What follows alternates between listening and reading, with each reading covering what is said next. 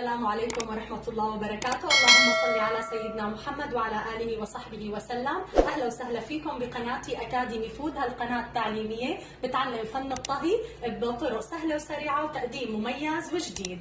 اليوم رح نقدم سوا ورح نتعلم طريقة عمل مربى الجزر. طبعا بتعرفوا انه المربيات بتاخذ وقت كثير بالتحضير. اليوم انا اخترت مربى الجزر لانه بيتحضر بسهولة وسرعة، ما بيحتاج ابدا وقت، وبما انه هلا قرب شهر رمضان المبارك فبيتقدم على السحور مع الجبنه. كثير طبق لذيذ ومميز ومن انواع المربيات كثير غريبه وطعمه رائع.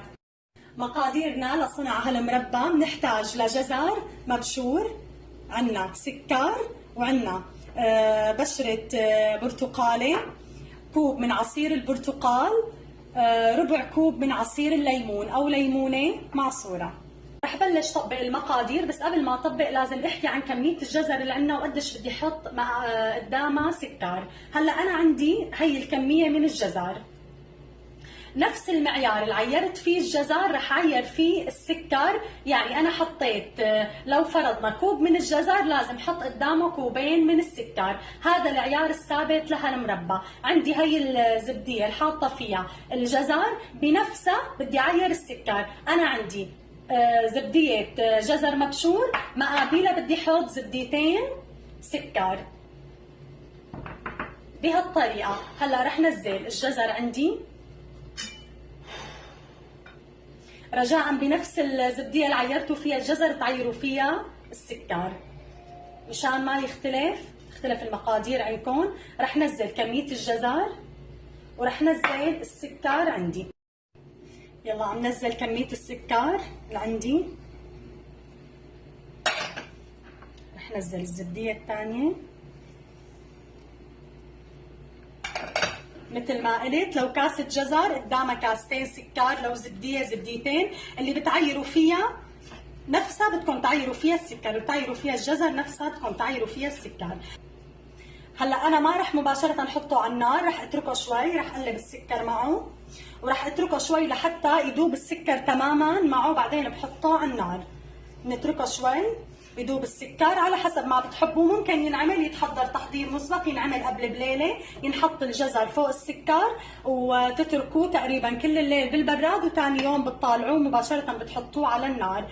هلا رح اتركه شوي انا لتنزل ميته تماما والسكر كله يذوب عندي، بعدين بحطه على النار ورح احط له بشر البرتقان وكوب عصير البرتقان.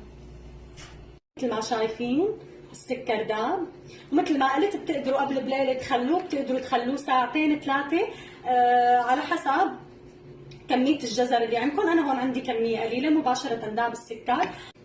رح بلش نزله بالطنجره. اهم شيء يكون عندي الطنجره ما فيها ابدا مي، ناشفه كليا. رح بلش نزل.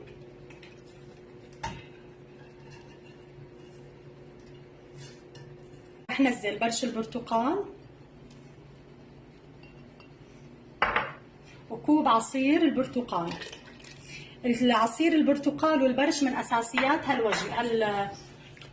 هالوصفه. البرش بيعطي كثير نكهه طيبه والعصير كمان. بنحركهم شوي، بحطه على نار عاليه، مجرد ما بلش يغلي بوطي عليه على الاخير وبترك هالقطر اللي عليه او الشيره اللي نزلت منه تتعقد. تقريبا بيحتاج ساعة أو 3/4 الساعة ليصير عندي جاهز. طبعا أنا ذكرت بالمقادير ليمونة. الليمونة بدنا نحطها بالأخير وقت اللي بيتسبك وبيجمد كله. بنحط عصير ليمونة مشان ما يسكر عندي بعد ما يبرد. إذا ما حطينا عصير الليمونة بيسكر عندي، يعني بعد ما يبرد المربى بيرجع بيتحول لسكر بيتجمد. العصير الليمون بيخليه أبدا ما يتجمد.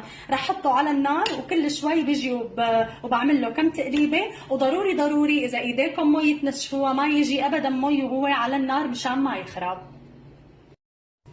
حطيت مربى الجزر على النار وهلا بلش يغلي عندي. بدي هدي النار شوي عليه، بهدي النار شوي وبتركه لحتى يتسبك عندي ويسمك القطر او الشيره اللي عليه مثل ما شايفين.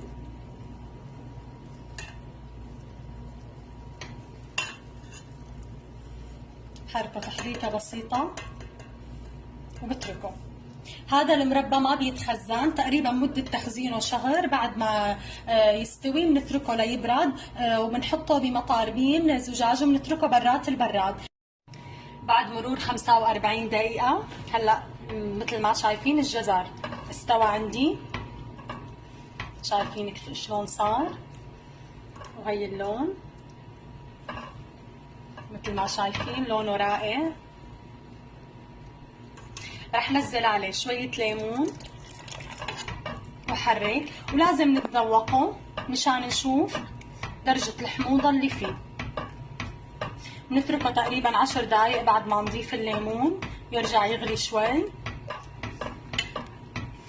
وبعدين بنفضيه من الطنجرة بنحطه بوعاء زجاجي وبنتركه يبرد على الأخير، بعدين بنعبيه بالمرطبان.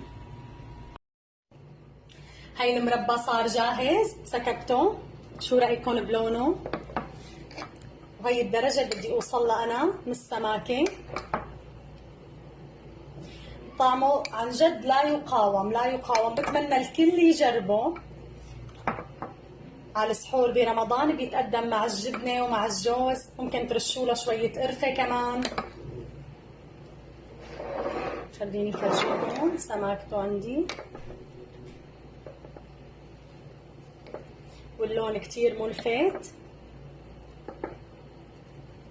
سهل وسريع وما بده ولا شيء، ومقاديره كتير سهله. مثل ما بتعرفوا في انواع مربايات بحطوا لها كلس، فهذا سريع جدا ما بده كلس ولا شيء. وهيك بيكون وصلنا لنهايه الفيديو. عملنا مع بعض اليوم مربى الجزر، ان شاء الله تكون هالوصفه عجبتكم مثل باقي وصفاتي. اذا عجبتكم يا ريت تشتركوا بالقناه وتفعلوا جرس التنبيهات ليوصلكم كل جديد، ولا تنسوني من دعواتكم. استودعتكم الله.